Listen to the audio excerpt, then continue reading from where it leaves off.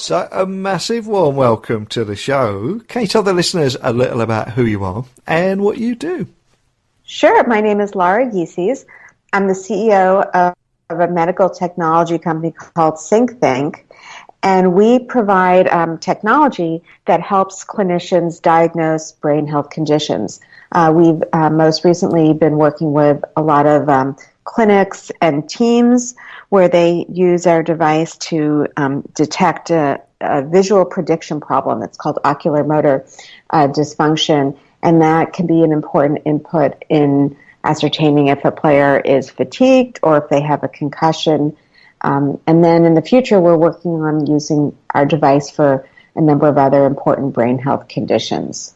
I think when a lot of people think of sport, they don't automatically think of concussion, and they don't automatically think of technology either. So can you just tell everyone listening exactly what SyncThink is and the incredibly important problem that it's tackling through technology? Well, first let me start talking about the device itself. Yeah. So the way our technology works is we provide a visual stimulus, a predictable stimulus, that the user has to follow with their eyes. It's all done within a VR headset, so we use a Samsung Gear VR headset.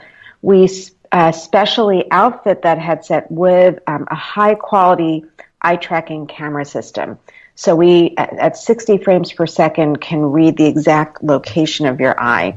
And if your eye is accurately following the stimulus, it can, in our case, it's a light going in a circle, but we actually have expanded to do multiple different stimuli. And you might ask, well, why does that matter? Why does it matter if I can follow a light in a pattern, in a predictable pattern? Well, it turns out that, as they say, the eyes are the windows to the brain. And your ability to predict and coordinate between your eyes and something moving turns out to be a very good predictor of the state of your brain health. So the reason for that is for us to operate in the world, we have to predict. So, for instance, if you want to hit a tennis ball, if you wait till the ball is right in front of you and then swing, you'll miss, right? Your body needs time to do that motion, and your brain even needs time to process. So in order to react at the right time, you have to predict. You have to look at the trajectory of the ball and figure out how fast it's going. And that's a pretty complicated thing, and only primates can do that, actually. And elite athletes do it very well. And regular people also do it pretty well. You wouldn't be able to drive a car if you couldn't do this type of prediction. Well, it turns out when we have certain brain health conditions, we are not as good at doing that prediction. And the way you can measure that is with this simple test, where we give you, something to watch that's predictable. So, for instance, if I draw 20% of a circle, you know how to finish that circle. If I did it with pencil, you could draw the rest of it because we know what circles look like.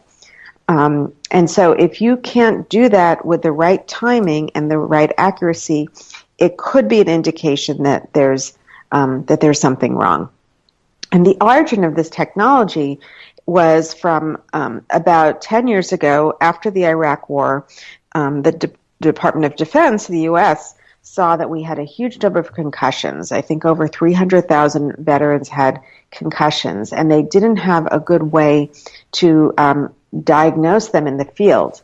And so the DoD funded a few companies, including SyncThink, to try to find a mobile, objective, fast, and accurate way to diagnose concussions. And there was a lot of research and different approaches. In the early days, the company was making these prototype helmets.